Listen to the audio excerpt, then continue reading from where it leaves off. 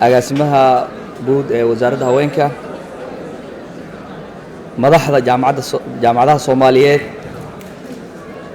mas'uuliyiinta iyo boorka shirkadda Hormuud Portfolio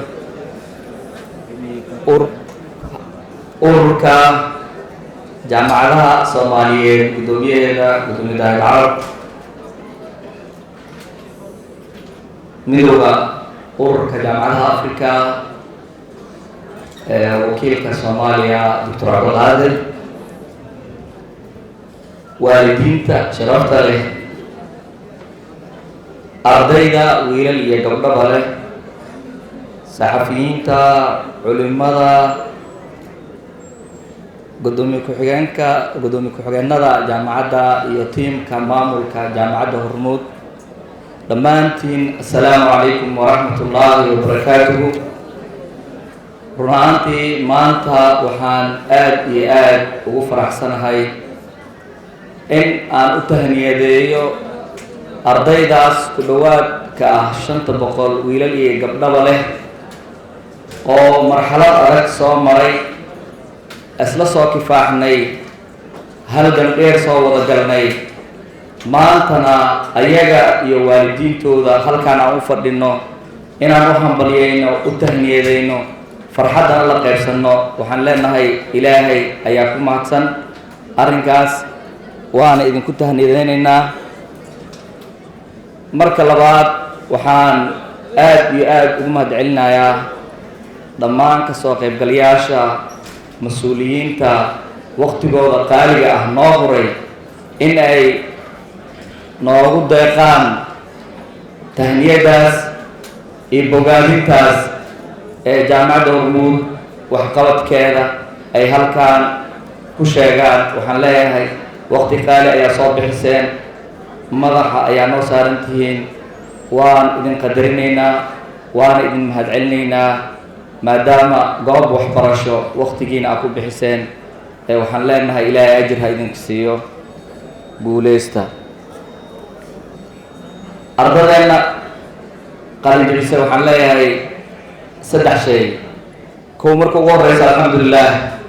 maanta maalintii aad sugaysay ayaa la joogaa adiga iyo waalidkaaga iyo walaalaha iyo dhammaan aqribadaada oo dhan waxa aad bartay oo cilmi ah waa inaa ilaahay ugu baqdaa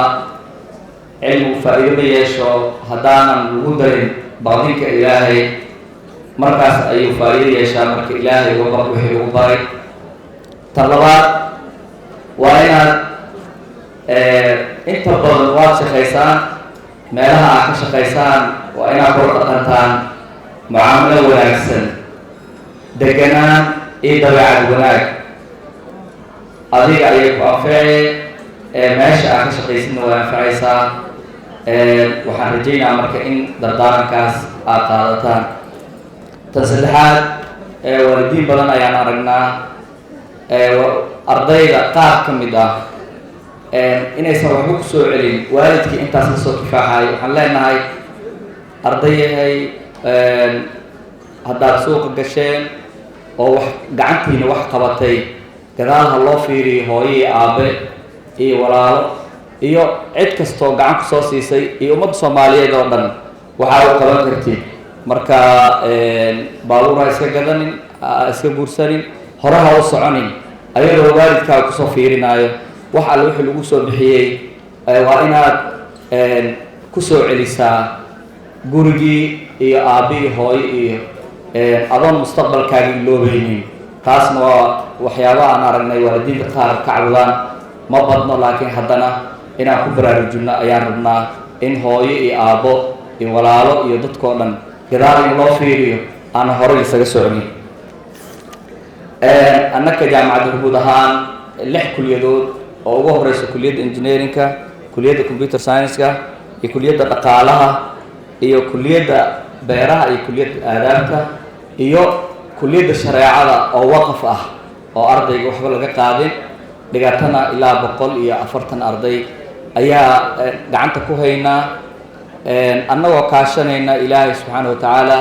kaashanayna dhammaan jaamacadaha walaalaheena ah ee ku yaal magaalada Muqdisho oo xiriirka fiican iyo wax badan wada wadaagno waxaan diiradda saarnay in wax la qabto la soo saaro arday wanaagsan cilmigana ka dhisan kana dhisan akhlaaqna ka dhisan in la soo saaro in alla intii la awoodo ilaahay subxaanahu wa tacaala in badan uu nagu guuleeyey waxaan rajaynaynaa inta soo socotana inaan kusii guulaysano inaan ummadda Soomaaliyeed dad kabi kara wax u tari kara inaan soo saarno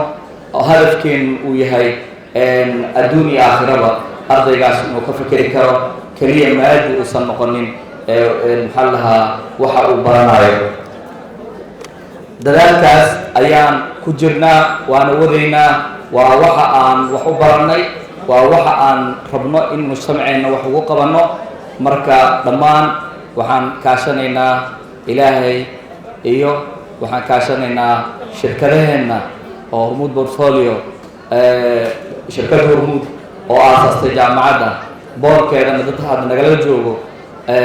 ayagana si gooni ayaan ugu mahadcelinaynaa shirkadda Buruj Beko Coca-Cola Bangiga Salaam Somgas Hormuud Foundation iyo dhammaan shirkadahaasi oo noo siiya ardayda tababar mar walbo arday kasta isagoo xirfadiisa gacantiisa wax qabanaysa jaamacadda inaan ka saarno maxaa lagu garab istaagay runtii aad ayaa ugu mahadcelinaynaa abaalkiina ilaahay ayaa gudi karo waxaa sharaf